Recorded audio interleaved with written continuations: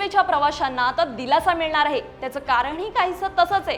Konkan railway corporation लीचे भारतीय रेल्वेत विलीनीकरण करण्यास महाराष्ट्र शासनाने नुकतीच मान्यता दिली आहे। केरळ, कर्नाटक आणि गोवा राज्य ही विलीनीकरणास अनुकूल असून रेल्वे मंत्रालयाने याबाबत तातडीने ठोस पावले उचलून कोकण रेल्वेच्या विलीनीकरणाला गती द्यावी अशी आग्रही मागणी ठाणे लोकसभेचे खासदार नरेश म्हस्के यांनी आज संसदेत केली होती।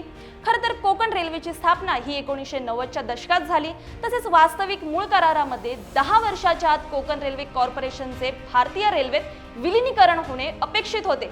मात्र दुर्दैवाने आतापर्यंत विलीनीकरण पूर्ण होऊ शकत नाही याचीच खंत खासदार नरेश म्हस्के यांनी व्यक्त केली।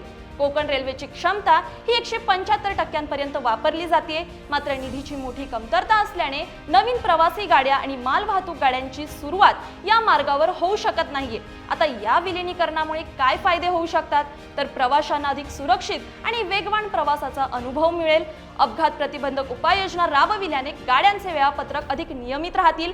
यासोबतच स्थानकांचे आधुनिकीकरण झाल्याने प्रवाशांना उत्तम सुविधा उपलब्ध होतील। त्यामुळे कोकण रेल्वेत विलीनीकरण होणे आवश्यक आहे। दरम्यान अशाच माहितीपूर्ण व्हिडिओ पाहण्यासाठी लगेच सबस्क्राइब करा आमच्या YouTube चॅनलला।